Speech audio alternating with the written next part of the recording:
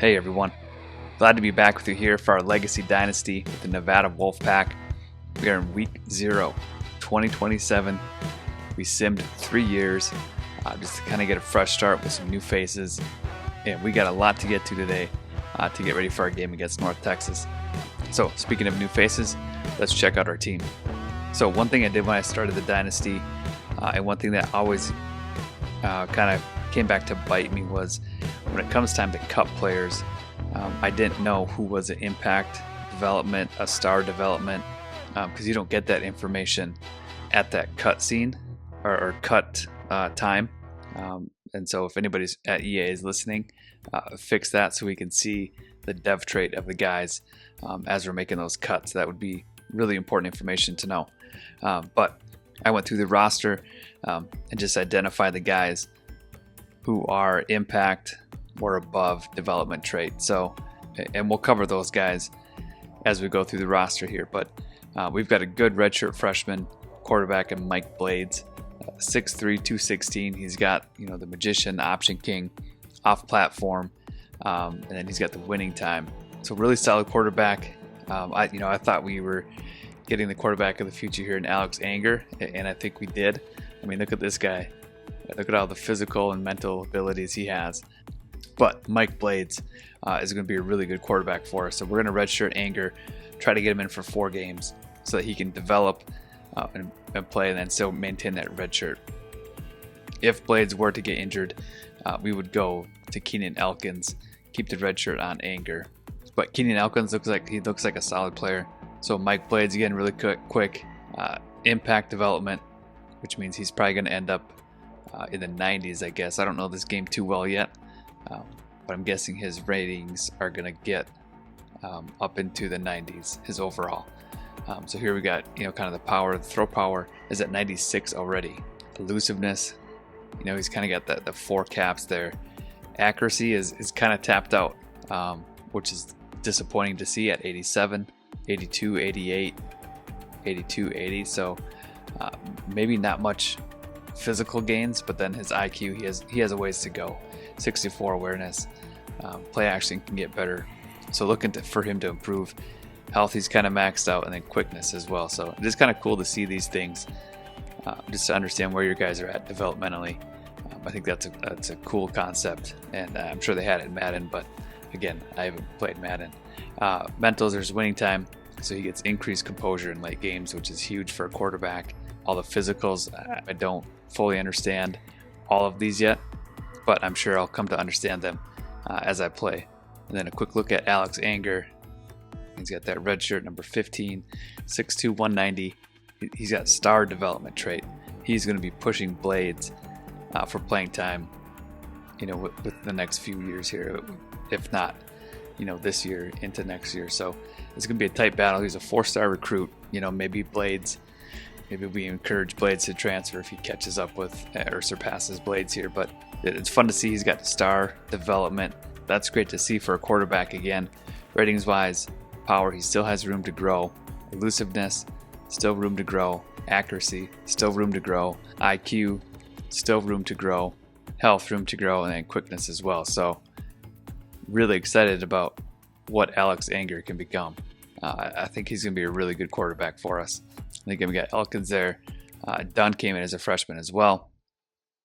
He's got the Platinum Road Dog, which is good to see, but he's normal development. I'm sure he'll be a backup and, maybe somebody that looks to transfer out, but we'll see. Halfback, we only got 3. We're very thin there. This is a big need of ours recruiting-wise, but we got Jamal Clemens, Barry Brown, and Connor Crabtree. So Clemens, I like that he has shifty and takeoff. I don't know exactly what they mean, but shifty, it might be self-explanatory, and takeoff as well. And then Barry Brown has the 360. So solid running backs.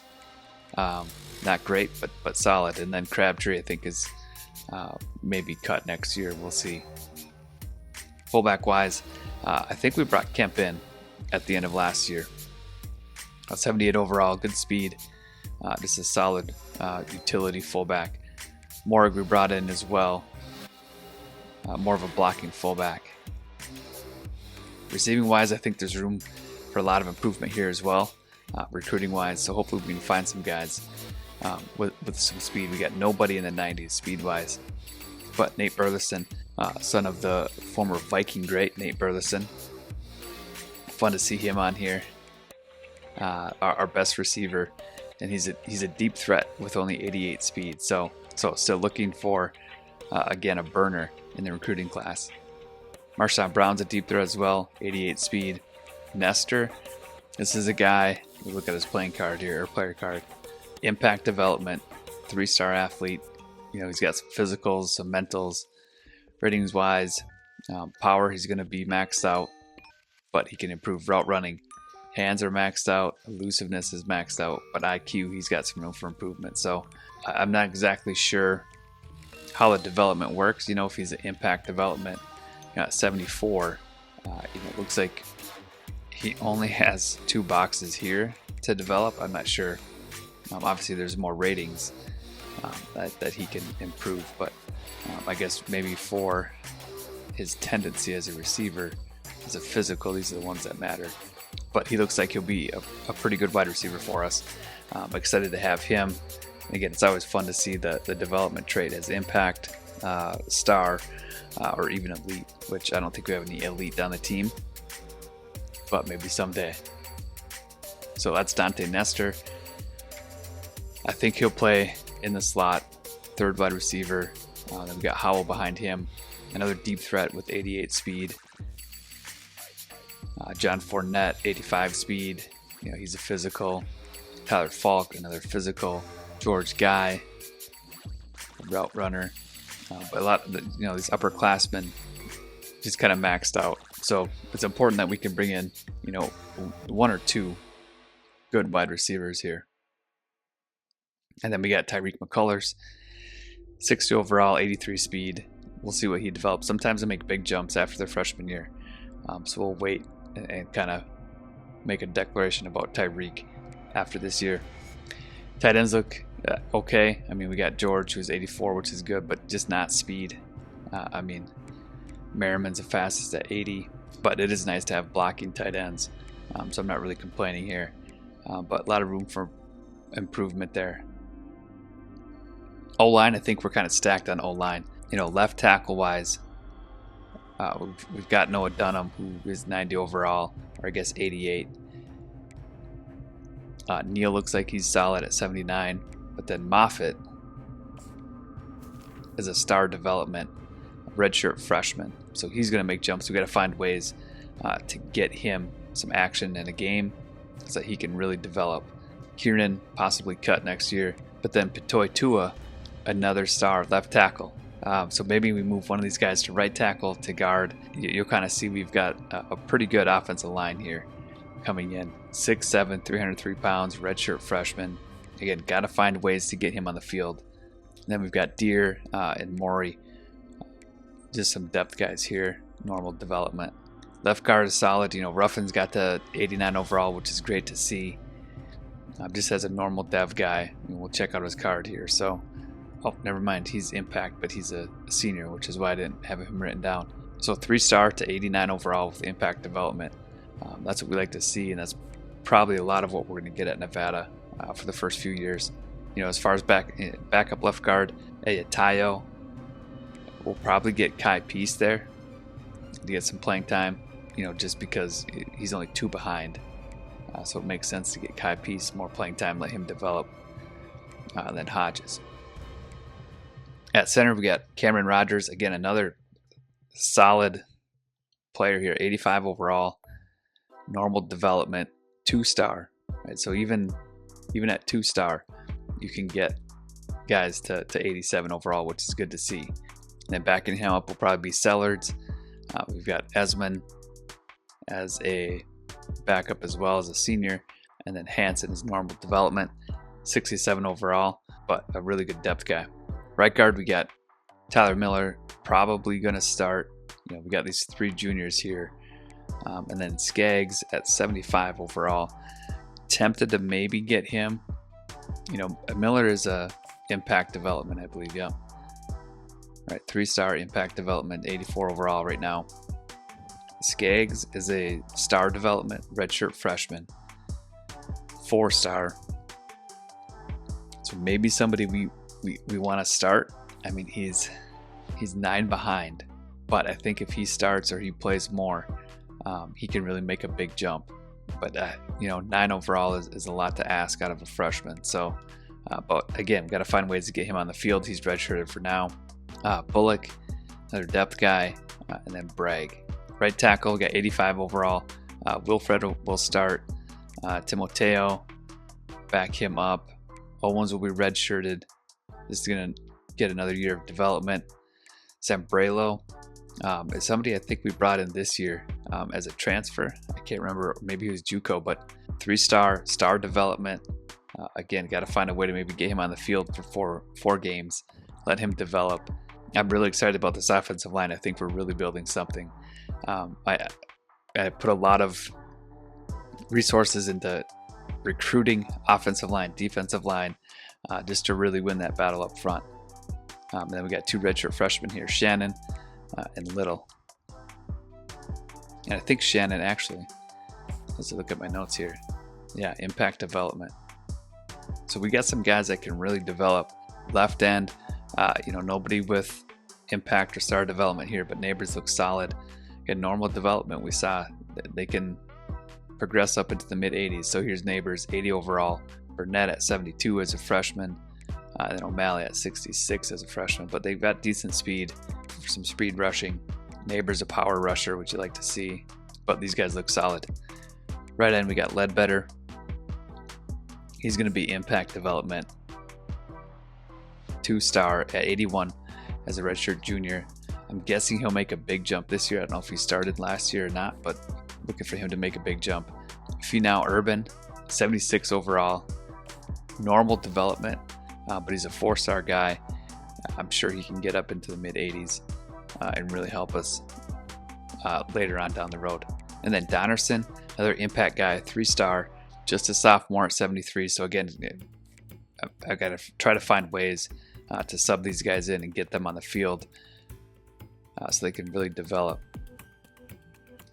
Defensive tackle wise, we got Gregory Fultz, 3-star prospect, impact development. At 6'4", 246, not the biggest D tackle. He is a run stopper, but at 246, I don't know. He must be super strong. He's got grip breaker. He's got an inside disruptor, which is really great to see. Outside disruptor, option disruptor. So really just a disruptive force on the inside of our line at 246. I don't know what his speed is offhand. 71. I mean, for D tackle, he can really cause some havoc. So that's kind of fun to see. But at 246, I question if that's realistic or not. But we'll take that. Then we got Foster's going to back him up. McNabb might back him up, so we can develop McNabb. Cotrera here, 75 overall sophomore or 72 overall sophomore. Lacombo, redshirt freshman. Haddad, and Wayne. And I think Wayne is a star development. Yeah. So again, we'll get a redshirt on him. Try to get him in 4 games and really let this guy develop. 6'4", 280. A power rusher inside. I'm really hoping he develops into a guy in the mid 90s. Linebacker, we're kind of hurting here. Legrone is a 73 overall redshirt senior, but he's got 92 speed, which is great to see. Sophomore Von Below, 57 overall, just an average player. Then we got middle linebacker, 82 overall, 80 speed, which is good. He's pass coverage guy. 79 overall, 82 with bonuses. That'll suffice for now. Donnerson comes in at 59 overall. Right outside linebacker, we got Tremaine St. John, 74 speed. Run stopper. I suppose that doesn't hurt, to have. But then Martin Miles, star development freshman, 6'3", 246, comes in at 76 overall. Really excited to see what this guy can become. 74 overall, I guess, but 85 speed. Really looks like a solid player. He may start over St. John. I don't know if we get St. John in, not the other one. Maybe St. John with 92 speed though. They're grown. So we got to make a decision about Martin Miles here at right outside linebacker. I'm leaning towards starting him over St. John. And then cornerback wise, all normal development. We got 3 redshirt juniors here. Taylor Martin, 85 overall. Cortez Kidd, again, solid players, right? Martin at 76 overall is solid enough. And then Antwine comes in at 76 overall as a freshman, but again, normal development. Maybe he gets up into mid 80s, high 80s. I don't know if he touches 90. I don't know how fast they develop. It probably depends on playing time as well. And then Danny Isaacs comes in at 71 overall. So we got 2 good young guys here to build off of, and we've got another year with these guys coming in. So if we can bring in some good, Mexico. Oh, that's weird. If we can bring in some cornerbacks in this class, I think we're going to be set. So I think as going through this, I think our biggest needs are running back, wide receiver, linebacker, and cornerback. Free safety, we got Breida, redshirt sophomore, looks solid, 90 speed, 80 overall. Gomez backing him up. Contreras will get the redshirt at 71 overall as a sophomore.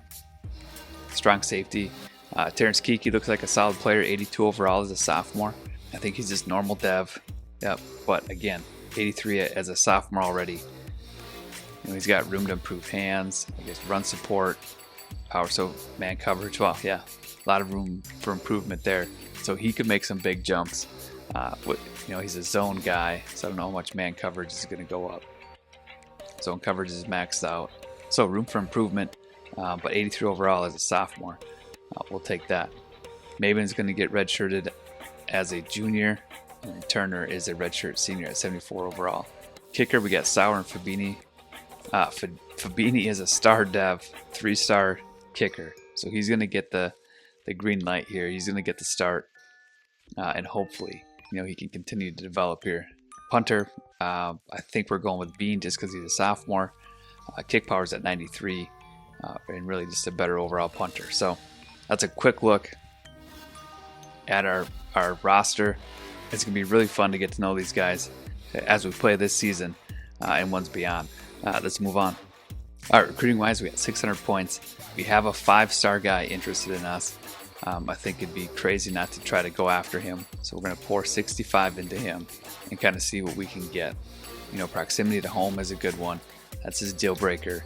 So we got a shot there. Another D tackle here. We're second on his board. Again, with these high ranked guys, I think at least for the first week, we're going to send the house, send everything we've got, see where we stand after the first week, and then adjust from there. Because I think we can always get 3-star guys later on pretty easily. J-Dog, this guy, everybody's after him. Look at all the scholarships, all the pipeline tiers. I'm actually going to pull off him right now.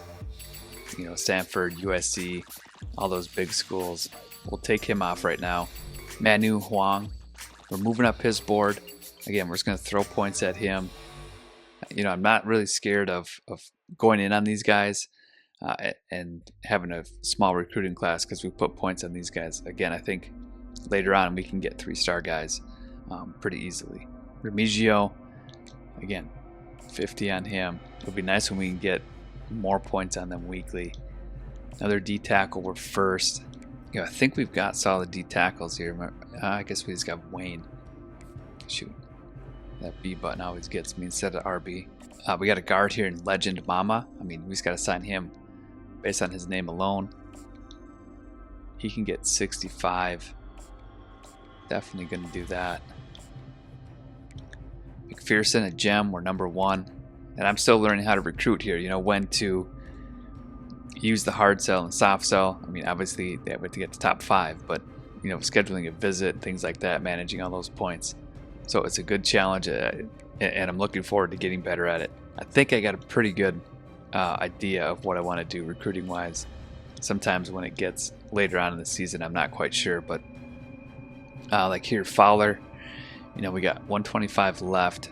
You can tell Arizona State means a lot to him. Our scholarship offer doesn't mean much. And so, to be able to move up his board even if we put 50 on, you can see Fresno State and UNLV, they put a scholarship on them, they didn't gain any traction. And all these schools, Arizona, UCLA, San Diego State, they put scholarships on them and moved up, and we did not. So I think I'm going to be out on Larry Fowler, although he is a gem. It's tempting to go after him. Here we got Kafka. We're number 1. We're going to put everything we can into him. All right, so now we got 60 left. I mean, German would be great. Anybody else? Nieto is a route runner. Pinto. Coronado. As I think about it, I don't know who was the guard. Legend Mama. I think our offensive line right now is pretty good. So I'm going to take points off Legend. I mean, I think Stanford's probably going to run away with him now, but we'll see how that plays out. I just think a wide receiver, a linebacker would be better. Although Baskerville looks like everybody's going after him. Nieto, cornerback would be great to get. We moved up just by offering a scholarship. Rawlings were second. Lasike we're out on. Tolzien is a deep threat. Although San Diego State is running away with that one. The only scholarship besides us, and we're not even on his board with that. Labinjo was a bust. Okay, so 4-star wise, I think we're going to go. Look, German's only 5'7". Nieto 6'1". We're going to go with Nieto at 50. And I think we'll make a run at Baskerville. Well, we're not on his board though. Pinto was the other guy. So we'll make a run at Pinto. We got 25 left. Coronado, Rollins is second. I think Rollins will make a run at 25. I don't know how much that's going to do. All right, so we got our board kind of set here with points. I feel pretty good about that. I'm glad I took the points off our right guard up here. Not that I don't want him. I mean, he's a gem, but I think our O-line is set for a while with a lot of young guys. And so we can kind of put that off until later in the season and really go after some of these big needs. Center too. Good catch. We'll take those off. Kafka we want. I think Baskerville, I want to try to see what we can do with him, and then we'll put 15 more into Rawlings. Okay, that's good. All right, so good thing I double checked. And then we got 32 or 35 targets here. Can't get any scholarships to anybody, but I do just want to look at 3-star guys. This is going to be our bread and butter here.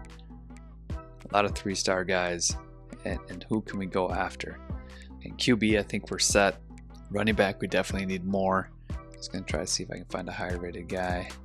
Power back, Jeremy Verrier. We got a pipeline on him, so that's good. Receiver, I think it'd be great to get another one on the board. A deep threat, gem, preferably. Here we go. We got a pipeline guy. Santiago Ventura on the board. And then I think outside linebacker. Here we got Dom Mayer. Power rusher. Coverage. Let's go by pipeline, see what we got going. So Kevin Parizo. That's going to be it. All right, so we added those guys. Hit LB to go back, not B. It gets me every time. Well, I guess not that time. Good, so recruiting board is set. I feel good about that. We'll dive into these guys more as we go on. I scouted most of the guys I added to the board. I mean, so here's kind of a quick look. Larry May, a lot of great numbers there. Speed at 77. Wow. Armor's at 59 speed. Like you look at, Manu, 86 speed, pursuits 81, tackles 80, zone coverage 74, play rec 71. So not bad numbers for guys that we're going after. So that bust label doesn't really bother me, I think, as we're building here. So, all right, again, we'll dive into these guys a little bit more as we go on, but let's move on for now. All right, quick look at our school here. Again, 3-star, playing style, we're not going to dive into. Proximity to home, we're not, but championship contender, we're going to take a look at. So we are 29th overall, B+, which is pretty good. I'm not sure if that means this year we're ranked 29th, or what else goes into it. I guess it goes Bud Elliott's blue chip ratio, or very high, and then current media poll rank. Looks like we're 38th. Is that what? That's how I understand that value at 38. That would be my guess. If anybody else knows what that means for sure, drop it in the comments. Or if you've got a guess, drop it in the comments. But I'm guessing that's 38 is our rank to start this year. Program tradition, it's good to see. I like that they list, how to improve it. Because in 14, you weren't really quite sure what affected it. But here they kind of list it out for you, which is nice. Brand exposure. Again, you can see national TV games played. We had 31 appearances, 16 wins. Streaming games played 3 and won 3. So that's a good look for us. And here I like to see pro potential. I didn't realize you could do this until I was kind of digging around, but you can see what your players are projected. So we've got one guy who's projected as a second round pick. I'm guessing that's our left tackle or left guard. I think those guys are our best players, but we just have one, it looks like. That's how I would understand that. And then stadium atmosphere tells you all the information about playing at, winning percentage at home, home attendance percentage, average home game attendance, winning streak, and our team prestige. Campus lifestyle, I guess you can't do anything about that through user actions. I don't know if that means it can improve or not. Same with academic prestige. Conference prestige is just average ranking. Coach stability, you can kind of see, head coach job security, head coach years at school, head coach contract remaining, and then coordinator's years with school.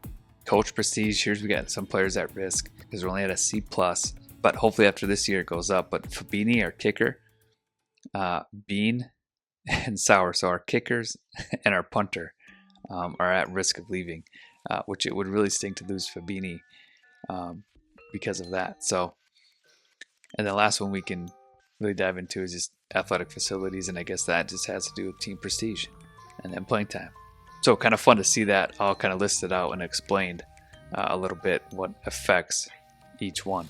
And here you can see kind of playing time, what affects it is, graduating seniors, QB position group grade.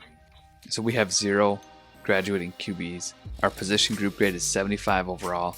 So then you look on the right, Labinjo, that's a B- for him, probably because he's close to 75 and competing with those guys.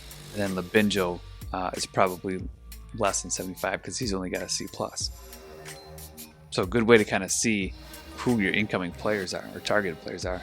Like Maher, probably pretty bad. Rawlings, probably pretty good, right? And those guys in between. So let's look at this. Carter could come in and play right away. Remigio could come in and play right away. Nieto. So we may want to target Remigio the most. I think he's 4-star. Yeah, he's up there. And then German's a D+, which means probably not that good. I don't know. That's kind of revealing. Like, without scouting them, you kind of know. All right, I hope that's the case. Do you guys know anything about this? Drop it in the comments. Do you guys know the playing time thing? Is that really like a B- means he's 68 overall, close to pushing for playing time? No left tackles, no left guards. Center, so Esparza could come in and play right away. Is that what that's saying? He's better than 74 overall. Same with our right guards. I find that hard to believe. Coronado's A+.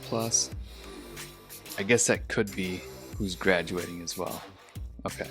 But combined with them, to get an A+, you have to be better than the 73 overall here for D tackles. So we're going after some good D tackles here, it looks like.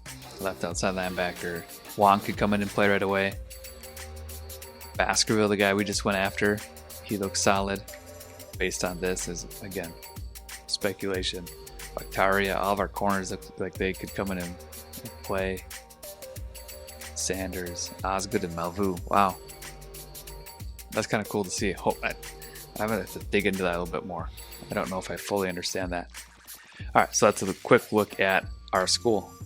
Let's move on. All right, so one way I found to kind of dig into scouting our opponent here. So North Texas, I think the Conference USA. No, are they American now? Yep.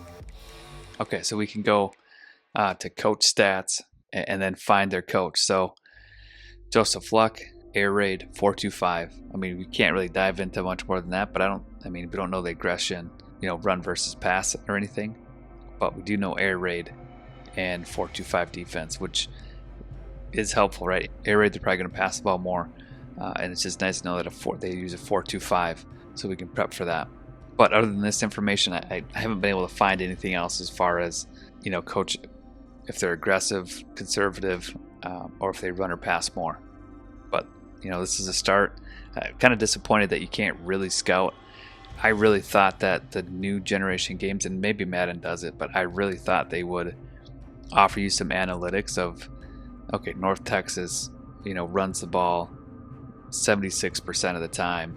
And I was really hopeful, and maybe it was just wishful thinking, and I was really hoping they'd be like, on first down, they run the ball 58% of the time, or something like that, which I think would be a really cool addition to the game.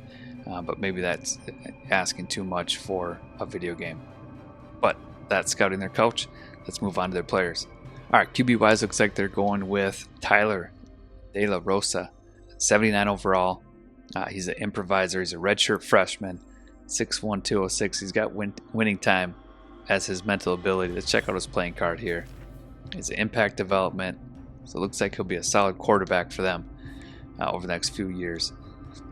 Behind him, they got, Reese Mooney, Cash McCollum, Terrence Bostic, and quite a few. But De La Rosa looks like he's going to start. Running backs, so 77 overall each. Gray, Hire looks like a speedster. Gray, elusive. And Hire is a power back at 94 speed.